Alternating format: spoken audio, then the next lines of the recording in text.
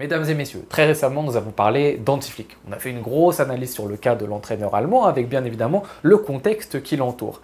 Et dans ce qui l'entoure, il y a bien évidemment tout simplement le FC Barcelone. Et qui dit FC Barcelone dit institution, dit ce club et dit des personnes qui décident de ce qui se passe à l'intérieur de ce club-ci. Et c'est justement de ça qu'on va parler dans cette vidéo, c'est-à-dire des choix que peuvent faire les gens qui sont à la tête de ce club et la planification sportive qui en découle pour les prochaines années, pour tout simplement que le FC Barcelone retrouve les sommets tranquillement et sereinement.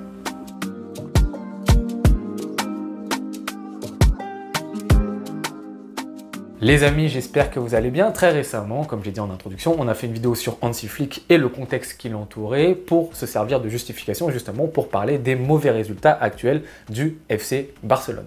Et quand même on a parlé de tout ça, il subsiste quelque chose qui nous permet également d'appréhender ces problèmes et ces difficultés sur le terrain. C'est tout simplement la planification sportive. C'est tout simplement ce qui se passe à la tête de cette institution qu'est le FC Barcelone qui a un impact sur le sportif. Parce que bien évidemment, oui, le FC Barcelone a une crise sur le terrain, mais cette crise sur le terrain, elle est aussi conjuguée à une crise économique. Et c'est le premier point sur lequel je souhaite m'arrêter dans cette vidéo, c'est tout simplement faire la distinction entre les deux et bien voir que ce sont deux difficultés différentes mais qui créent un problème global.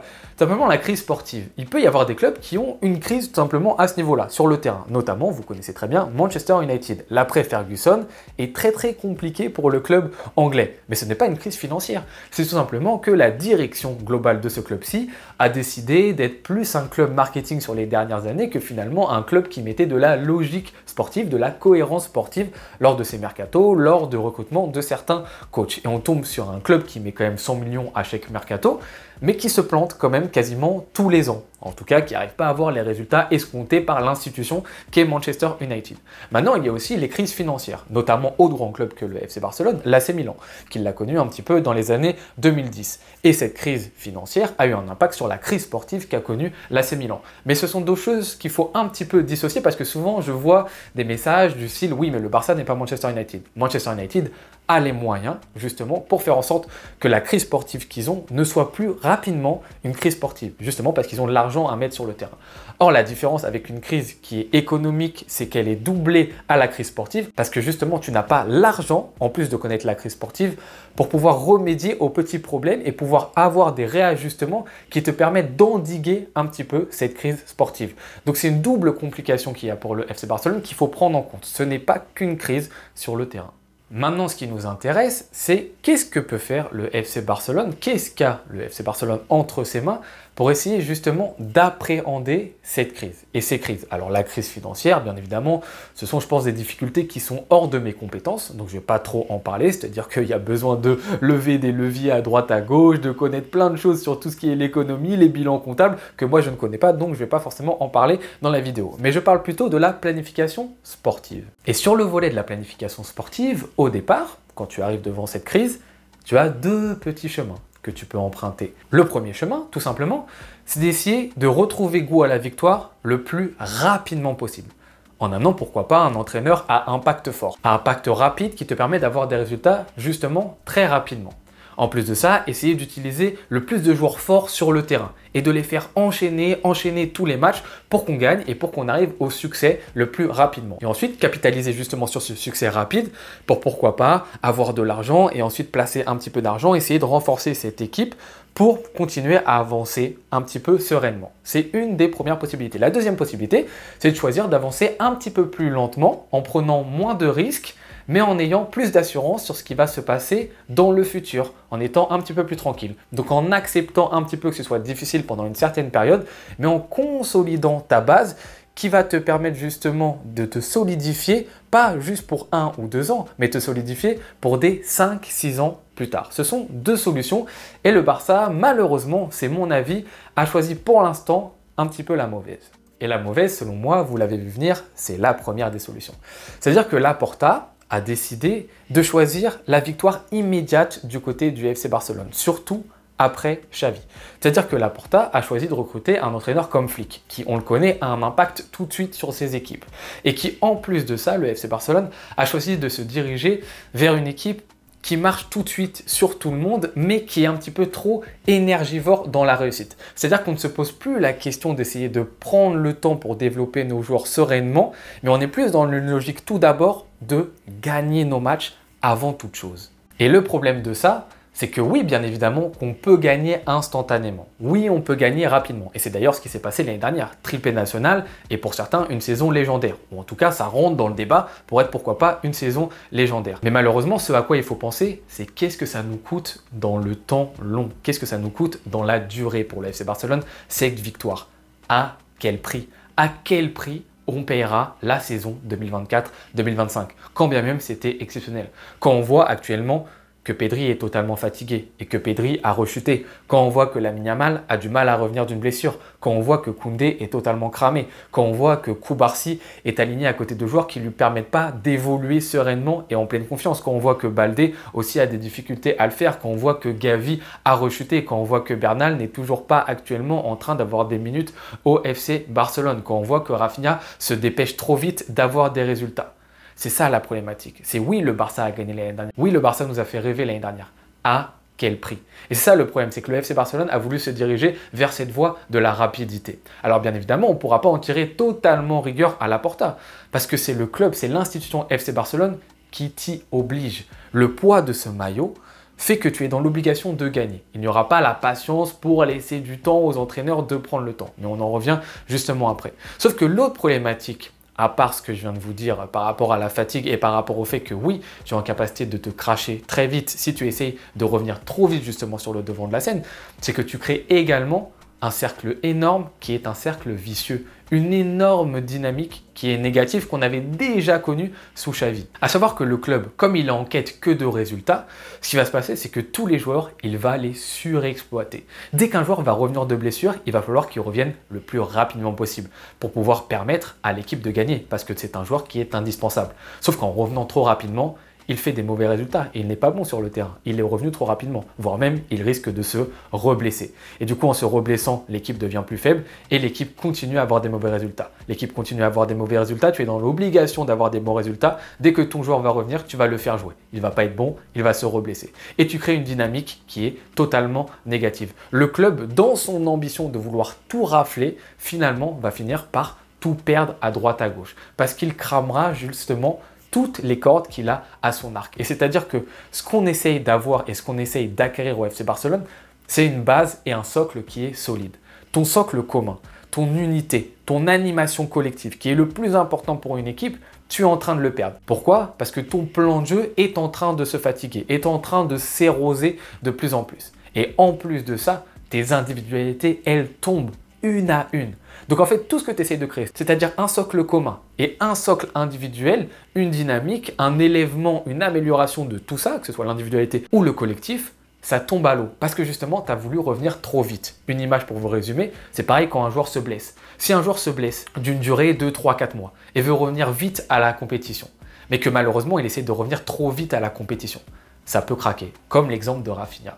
Donc alors à certains moments, ça peut réussir et ça peut très bien fonctionner. Regardez, l'année dernière, on a fait le triplé national et cette année, on peut encore gagner des titres. Rien n'est impossible dans le football. C'est d'ailleurs pour ça qu'on adore ce sport. C'est pour ça que Gérone peut intégrer le top 3 de Ligue 1 à un moment. C'est pour ça que Leicester, à un moment, a gagné la Première Ligue. C'est pour ça que l'Ajax d'Amsterdam est allé en demi-finale de Ligue des Champions. C'est parce que le football est un sport qu'on adore, parce que ça déjoue un petit peu ces règles-ci. Mais sauf que la problématique, c'est celle qu'évoquait justement Xavi, c'est que quand tu es dans une crise et quand tu es empêtré là-dedans, tu as du mal à avoir de la continuité. Et la continuité, tu l'as pas si tu essayes de revenir justement beaucoup trop rapidement et que tu n'essayes pas d'être ancré dans le long terme. Ça nous permet justement de passer à la deuxième voie qu'on pourrait encore emprunter du côté du FC Barcelone, même si je pense qu'elle est un petit peu utopique, qui est la voie tout simplement du long terme et dont je parlais déjà il y a quelques années pour ceux qui étaient sur la chaîne quand Xavi était présent. D'accepter de prendre notre temps. Chose qui n'a pas été faite du côté de Laporta. Parce que Laporta, simplement, dans son choix d'entraîneur, n'a pas choisi de prendre un Pep Guardiola, n'a pas choisi de prendre un Luis Enrique, n'a pas choisi de prendre un Klopp, n'a pas choisi de prendre un Compagnie, un entraîneur qui crée. Un entraîneur, par exemple, comme Mikel Arteta. Et c'est justement l'exemple sur lequel je souhaite m'attarder. Parce que Mikel Arteta, il y a bien des supporters d'Arsenal qui pourront le critiquer. Il n'a quand même pas gagné de Première Ligue pour l'instant, il n'a pas gagné de Ligue des Champions. Donc on le critiquera sur les trophées qu'il a. Mais déjà cette année, on sent que c'est quand même bien parti pour faire quelque chose de solide. Mais en plus de ça, Mikel Arteta, même s'il part sans trophée, à minima, il aura réussi à créer un socle que a Arsenal après Wenger, socle que n'a pas Manchester United après Ferguson. Et c'est ça, selon moi, qui est important pour une équipe. C'est-à-dire que sur ces 4-5 ans de Mikel Arteta, au départ, tu es parti sur une équipe qui a retrouvé le goût du football, puis tu es arrivé sur une équipe beaucoup plus mature, beaucoup plus pragmatique pour arriver sur l'évolution qu'on a actuellement d'Arsenal, qui est une équipe très forte et qui, depuis 3-4 ans, est une des équipes favorites chaque année pour remporter la Première Ligue, qui est le championnat peut-être le plus compétitif du monde.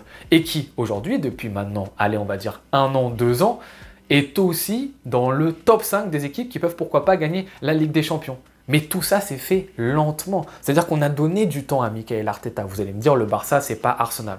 Sauf que si, le FC Barcelone pourrait pourquoi pas essayer de prendre cette direction et de prendre son temps, comme Mikel Arteta l'a fait. Créer une base où maintenant tu as Saka, qui est le franchise player de cette équipe. D'avoir une charnière défensive sur laquelle tu sais que tu vas t'appuyer sur de nombreuses années. Saliba, Gabriel, un gardien de but, Raya, très solide, un milieu de terrain, Rice, Odegaard, avec Zubimendi qui vient les complémenter cet été. Avec des ailiers qui certes changent un petit peu, mais dans le profil qui se ressemblent pas mal. Donc en fait, on a un socle commun à Arsenal qui est très intéressant et sur lequel tu vas pouvoir capitaliser sur de nombreuses années. Et le Barça, en ce sens, selon moi, devrait se rapprocher et tendre vers ça. La problématique de ça, c'est qu'il faut accepter la défaite. Et ça, pour un club comme le FC Barcelone, c'est très compliqué parce que les supporters, justement, ne supportent pas la défaite au Barça parce qu'il y a le maillot, il y a l'institution, on est le FC Barcelone, il ne faut surtout pas perdre. Mais en plus de ça, on sait que les présidentielles au FC Barcelone, c'est quelque chose de éminemment politique. Et pour se faire apprécier, il faut bien évidemment gagner pour être totalement reconduit. Donc on est dans une logique toujours de court terme. Alors que le Barça, selon moi, aurait dû prendre la décision d'arriver et de jouer carte sur table avec les supporters et de dire « Les gars, soyez patients, on va revenir, mais tranquillement ». Je vous avoue, pendant 2-3 ans, ça va être un petit peu compliqué. Le FC Barcelone va galérer, le FC Barcelone va prendre son temps, mais dans la durée, on va y arriver. Lamine Yamal ne jouera pas 4000 minutes par saison, mais il jouera peut-être 2500 minutes. Pedri ne jouera pas 4000 minutes par saison, il jouera peut-être 3000 minutes dans la saison. Koundé jouera moins de minutes. À Koubarsi, on va essayer de le faire progresser, mais sereinement, entouré de joueurs qui sont bons et qui vont lui permettre de se développer sans que lui soit le joueur le plus important de la défense centrale, que Baldé puisse ne pas enchaîner avec les blessures. C'est-à-dire que ce club-ci devrait prendre le temps à certains moments de mettre des joueurs qui sont des joueurs sur lesquels on va s'appuyer sur de nombreuses années, un petit peu plus sur le côté. Mais pour ça, il faut accepter les mauvais résultats. Parce que bien évidemment, si tu mets plus Lamine Yamal, si tu mets plus Pedri, si tu mets plus Koubarsi, si tu mets plus Baldé, le Barça, intrinsèquement, est moins fort. Du coup, le Barça se confronte à un mur. Mais la problématique, c'est que l'année dernière, même quand tu menais des +3 face à certains clubs, tu continues à mettre des Pedri jusqu'à la 90e, des Lamine Yamal jusqu'à la 90e, des Koundé jusqu'à la 90e. Et cette année, tu vois que Pedri, Lamine Yamal ont des problèmes et de la fatigue, et que Koundé également. Donc ça ne vient pas non plus de nulle part. Mais le problème principal, c'est que le statut du Barça l'en empêche. Le Barça est destiné à devoir gagner. Et cette obligation de devoir gagner chaque année te conduit, selon moi, à la mauvaise voie, qui est la voie numéro 1 qu'on a abordée tout à l'heure. Au lieu de dire, bah les amis, on va peut-être faire jouer moins de joueurs trop longtemps, on va peut-être moins gagner, mais sur le temps, sur la durée, ne vous inquiétez pas, on va créer un socle qui va être très important pour le Barça. Et dans 3-4 ans, Pedri, Lamine Yamal, ils pourront se régaler, ils ne seront pas fatigués, ils feront des merveilles sur le terrain et on aura créé une ossature qui nous permet chaque année d'être favorite et de ne pas être un club one hit wonder.